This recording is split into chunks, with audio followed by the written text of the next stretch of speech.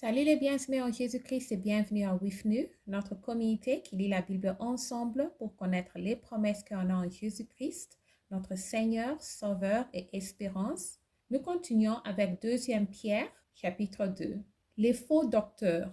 Il y a eu parmi le peuple de faux prophètes et il y aura de même parmi vous de faux docteurs qui introduiront des sectes pernicieuses et qui régnent les maîtres qui les rachetés, attirant sur eux une ruine soudaine. Plusieurs le suivront dans leur dissolution et la voix de la vérité sera calomnie à cause d'eux. Par cupidité, ils trafiqueront de vous au milieu de paroles trompeuses, eux que manesse depuis longtemps la condamnation et dont la rue ne se mêle point. Car si Dieu n'a pas épargné les anges qui ont péché, mais s'il les a précipités dans les abîmes des ténèbres et les réserve pour le jugement. S'il n'a pas épargné l'ancien monde, mais s'il a sauvé Noé, lui huitième, ses prédicateurs de la justice, lorsqu'il fit venir le déluge sur un monde d'impies. S'il a condamné à la destruction et réduit en cendres les villes de Sodome et Gomorrhe, les donna comme exemple aux impies à venir.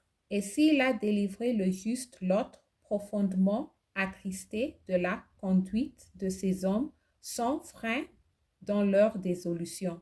Car ces justes qui habitaient au milieu d'eux tourmentaient journellement son homme juste à cause de ce qu'ils voyaient et entendaient de leur œuvre criminelle.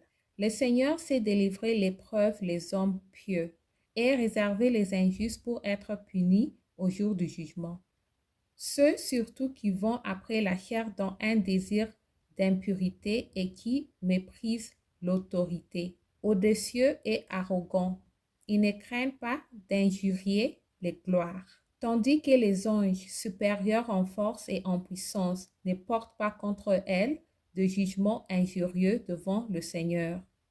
Mais eux semblables à des brutes qui s'abandonnent à leur penchant naturel et qui sont nées pour être prises et détruites. S'ils parlent d'une manière injurieuse de ce qu'ils ignorent, et ils périront par leur propre corruption. Réservant ainsi le salaire de leur iniquité, ils trouvent leur délice à se livrer au plaisir en plein jour. Hommes tarés et souillés, ils se délectent dans leur tromperie en faisant bonne chère avec vous. Ils ont les yeux pleins d'adultère et insatiables de péché. Ils amorcent les hommes mal affermis. Ils ont le cœur excessé à leur cupidité. Ce sont des enfants de malédiction. Après avoir quitté le droit chemin, ils se sont égarés en suivant la voie de Balaam, fils de Bosor, qui aima le salaire de l'iniquité, mais qui fut reprise pour sa transgression une ânesse muette, faisant entendre une voix d'homme, arrêta la démence du prophète. Ces gens-là sont des fontaines sans eau, des nuées qui chassent un tourbillon, l'obscurité des ténèbres leur est réservée, avec des discours enflés de vanité. Ils amorcent par les convoitises de la chair, par les dissolutions, ceux qui viennent à peine d'échapper aux hommes qui vivent dans l'égarement. Ils leur promettent la liberté quand ils sont eux-mêmes esclaves de la corruption, car chacun est esclave de ce qui a triomphé de lui.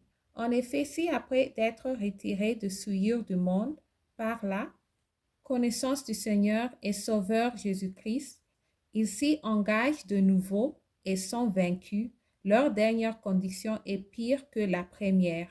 Car mieux valait pour eux n'avoir pas connu la voie de la justice que de se détourner après l'avoir connue du saint commandement qui leur avait été donné. Il leur est arrivé ce que dit un prophète vrai. Le chien est détourné à ce qu'il avait vomi, et la truie lavait ses voudraient dans le boubrier. Merci d'avoir lu ensemble. J'améliore mon français en lisant la Bible.